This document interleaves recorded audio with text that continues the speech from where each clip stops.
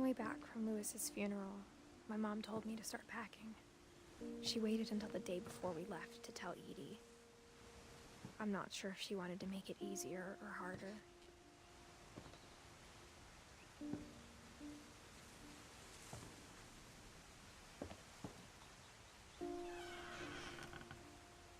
I wish we'd stayed. But I understand why we left.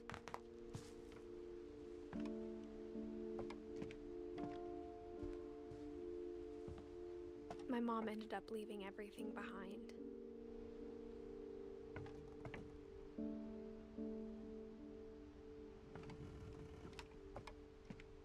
What happened that night had been coming for a long time. Maybe it should have come sooner.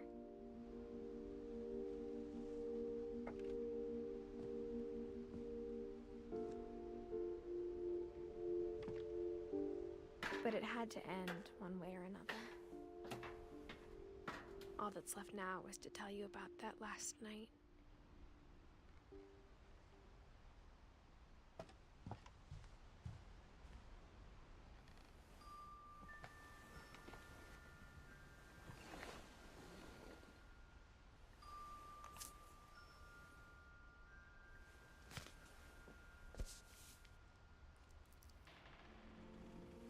That whole last day, Edie just watched us pack and didn't say a word.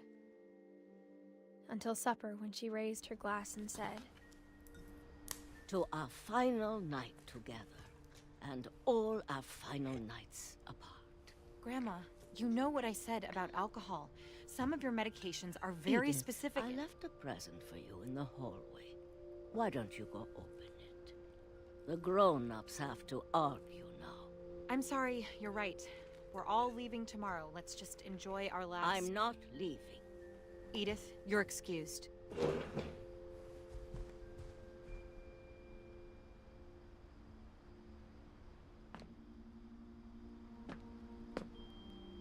The power had been shut off that morning, but Edie always had plenty of candles. When my mom sealed the library, I don't think she knew about the other entrance. Or that Edie had a key to it.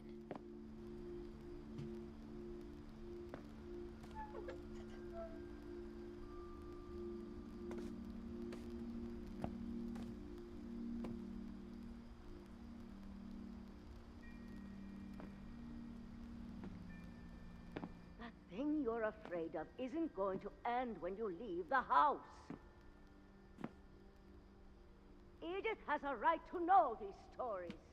My children are dead because of your stories. I think it's best if Edith and I leave tonight. We'll have the nursing home send a van for you in the morning, okay?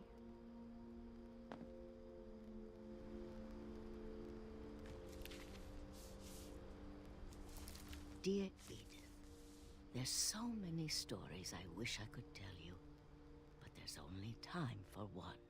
This is about what happened on the night you were born. That night, the tide went way, way out.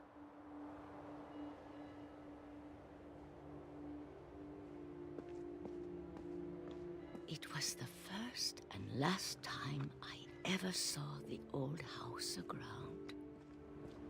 There'd been an earthquake out in the middle of the ocean. They called it the lowest tide in 1,000 years. God, it smelled awful. You know, I've seen that house every day of my life.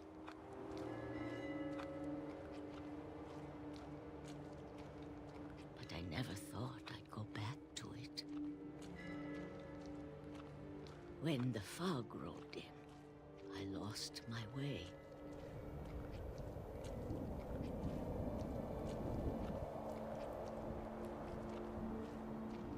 I got turned around.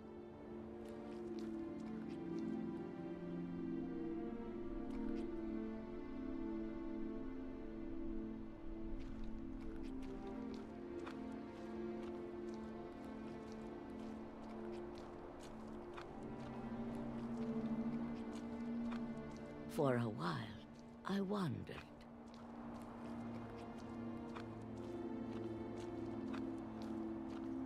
I started seeing things.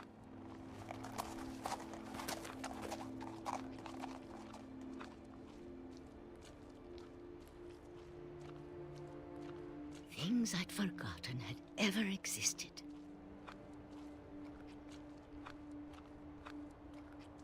But when I saw them, they felt like old friends. That night, a lot of things came back to me. Or maybe I came back to them.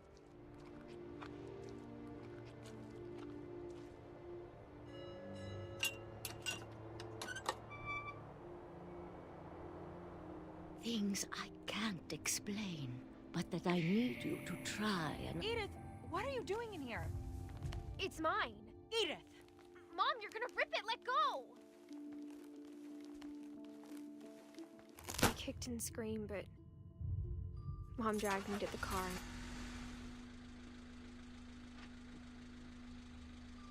I never saw Great-Grandma Edie again. The next morning, the van came to pick her up, but she was already gone. After that, we moved around a lot.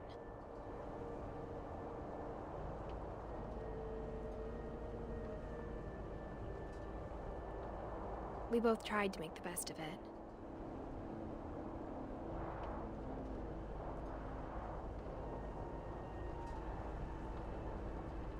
A few years went by.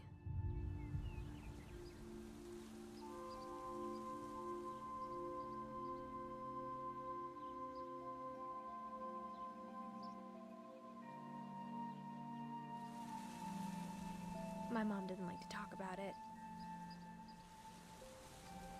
But she started getting sick a lot. The rest happened pretty quickly.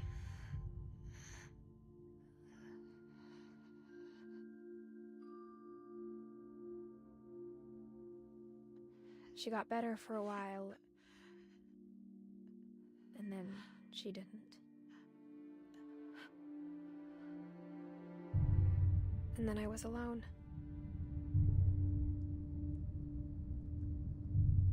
The last Finch left alive.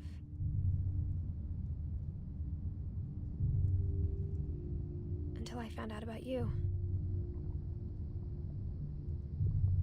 I'm still not sure what to tell you about all this.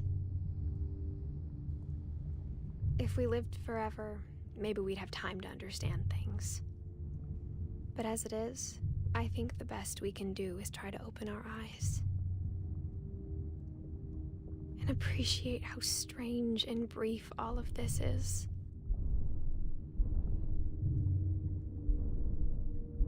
This journal was supposed to be for you. But now I hope you'll never see it. I just want to meet you and tell you all these stories myself. But I guess if you're reading this now, things didn't work out that way.